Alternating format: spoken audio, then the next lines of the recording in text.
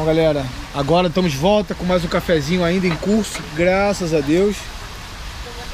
E nós vamos continuar falando sobre a questão da necessidade de aparecer. A necessidade de exposição, de super exposição. Tanto a necessidade espontânea de querer aparecer, quanto aquela camuflada que finge humildade e na verdade está querendo aparecer. E aí eu queria dar continuidade nisso falando sobre o livro de Jó. Sobre uma o livro de Jó. Linda e uma das mais antigas. Tem uma história inteira falando sobre isso. Bom, primeiro é bom a gente lembrar apenas e falar, é importante. Só para que se conste. Só para que se conste que o livro de Jó, ele não tem autoria definida. Tem um monte de gente me perguntando isso essa semana. Quem é o autor de Jó? Não tem autoria definida, não se sabe exatamente quem é o autor de Jó. E não se tem conclusivamente exato momento em que ele foi escrito. O tempo em que ele foi escrito. Alguns dizem que ele foi escrito na segunda metade do exílio babilônico, outros dizem que talvez Moisés tenha escrito ele antes do Pentateuco, mas eu gosto mais da teoria de que ele é um livro sumério, um livro não sumério, mas um livro com base em narrativas e histórias sumérias. Sumério era a civilização que deu origem ao povo judeu, árabe e tudo mais, e que porque em outras civilizações, outros povos, existem histórias parecidas com de Jó. Então eu acho que, de certa forma, assim como também tem a narrativa do Louvre em outras civilizações, então eu acho que, de certa forma, esse princípio que consta no livro de Jó estava vagando naquelas outras civilizações. Estava na ambiência do local. Exatamente, a ambiência do local, muito bem colocado. Então, Jó, ele é muito mais um livro que tem um contexto filosófico e poético, ou de uma filosofia poética, ou de uma filosofia exposta de maneira poética, do que teológica. Ele não é um livro doutrinário, ele não é um livro doutrinário, tem que ser lido como um livro filosófico poético, de modo que o que ele vai passar é muito mais importante pelo conteúdo do que pelo contexto, não do conteúdo, do que da verdade, da realidade que você imagina que ele esteja passando.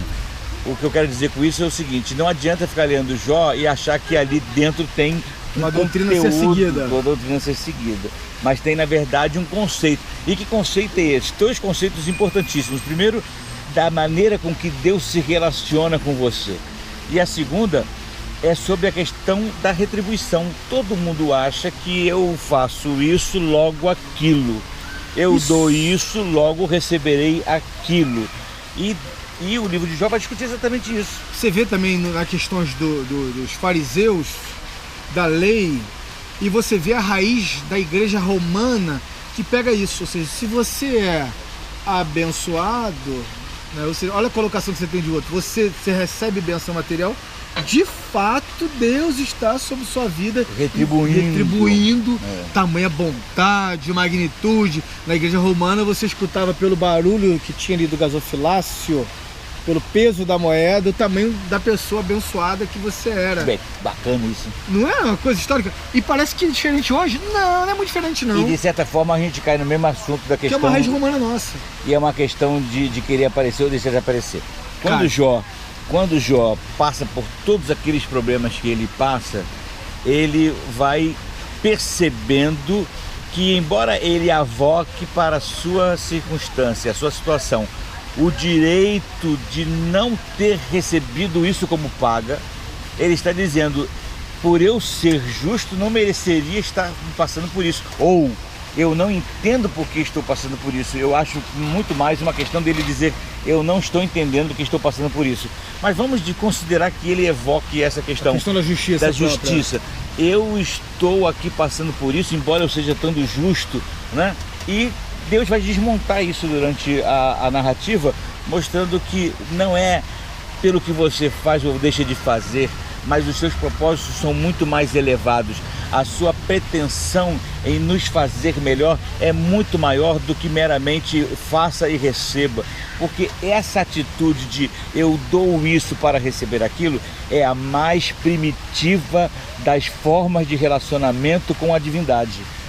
Os povos pagãos faziam isso, né? Iam, entregavam ao ídolo as suas oferendas achando que iriam receber determinados retornos determinadas benesses por estar oferecendo isso ao ídolo. Isso é a coisa mais primitiva que existe. Hedonismo. A barganha é a mais primitiva das formas de relacionamento com a divindade. Tentar fazer com que você seja Deus, ou parte de você tendo autoridade para estabelecer Pior do que isso. É a ideia de que se você mexer direitinho nas coisas, se você Você quebrar um galho para Deus, dá um jeitinho para Deus, ele vai quebrar um galho para você. Exatamente. Então isso, de novo, vou usar essa expressão que eu adoro, isso é sórdido, porque na verdade está querendo fazer com que Deus se condicione às suas atitudes. Deus Toda vez que eu agir, negar isso, porque está escrito em sua palavra, você tem que Exatamente. o quê? Você tem que, como é que eles falam? Exigir de Deus. Como é que é outra colocação que fala? Exigir mesmo. Exigir, ele não pode. E para justificar isso, evocam promessas e tudo mais. Na verdade, como se Deus... O jejum, por exemplo. Como se Deus se colocasse, de novo não. Como se Deus se colocasse numa situação de saia justa, né? Caraca, bom, agora não tem jeito, ele me pegou. Botei Deus contra a parede. Aí eu tô tirando os principais atributos dele. Ele não sabia de nada disso. Deus é fiel. Tu é fiel, agora tu dançou. Né? Tu tem que me dar. Aquilo que a gente entende, meu irmão, que aos nossos olhos podem parecer ruim, para Deus o propósito dele é outro. Existe uma história que o final de Jó é uma história de graça, e isso por ser considerado um dos livros mais antigos da Bíblia. Não, e a questão, bati aqui no negócio, gente. A soberania de Deus. Então, às vezes, o que acontece de mal sobre nossa vida, a gente pensa que vai ser, não, Deus está oferecendo justa condenação. Meu irmão, enquanto a gente pensa que Deus está operando condenação, ele só opera em graça e misericórdia, porque nada do que a gente faça vai fazer mudar o propósito de Deus. E boa você ter falado isso quanto à questão do propósito, porque é o seguinte, olha como é que nós não temos nenhuma ingerência sobre nossa própria circunstância e sobre aquilo que a gente pede ou deixa de pedir. Olha como é que diz em Romanos 8, eu não lembro agora os versículos, depois vocês dão uma olhada lá. Mas diz o seguinte: nós não sabemos como convém orar. Não sabemos como convém orar. Por isso, o Espírito clama e suplica por nós com gemidos inexprimíveis. Não é ininteligível. Porque muita gente acha que gemidos inexprimíveis são frases que a gente não entende. Não, é inexprimíveis, não é expressável, não é expresso, não existe forma, nada. É um troço que é mudo, surdo, calado, né? Mas olha que coisa interessante.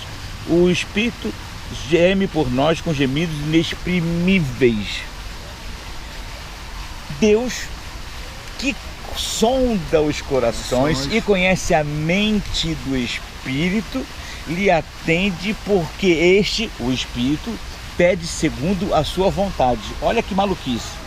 Então, nós não sabemos como orar, somos colocados de lado. O Espírito, que conhece o coração de Deus, pede segundo a sua vontade de uma maneira inexprimível. Portanto, você, né? O que está dizendo nesse aspecto? Nós estamos fora da história. Nós não tem parte no negócio. Nós não temos parte nisso, exatamente. Deus, você não sabe como orar. Já foi consumado. Você não sabe como orar, sai da frente. Deixa que o Espírito vai suplicar por você e eu vou atender, porque ele sabe a minha vontade e eu sei o que ele está pensando. O Espírito de Deus testifica o Espírito do homem. E aí continua, olha a continuação. Por que vem essa continuação? Portanto, todas as coisas concorrem para o bem daqueles que amam a Deus, segundo o seu propósito. Porque o propósito de Deus é tornar você a imagem de Cristo. Portanto, ele vai agir inexoravelmente e independente da sua vontade. Porque ele fará o seu propósito. Qual é? Transformar você na imagem de Cristo. Então você não tem parte nisso. Só para concluir, Romanos 8, 28, as pessoas sempre começam com a parte A.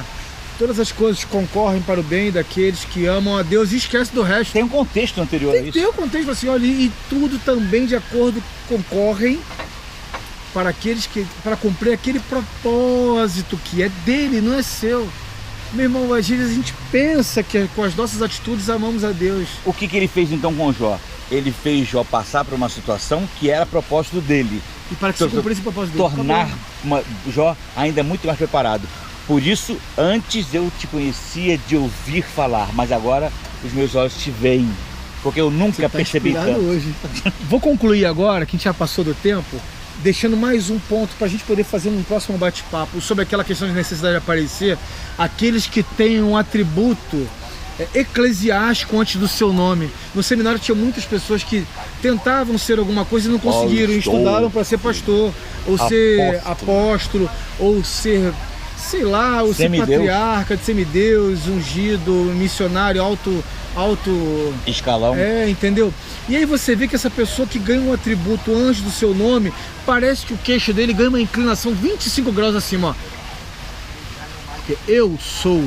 Enquanto na palavra de Deus mostra que deveria ter uma inclinação para baixo, porque o seu maior chamado e o principal deles é servir. Quando você olhar para algum que tiver um cargo eclesiástico, meu irmão... Isso não é para falar na próxima semana? Deixa para a próxima semana. Deixa para a próxima semana. Gente, um abraço. Valeu. Fica com Deus, até logo. Tchau.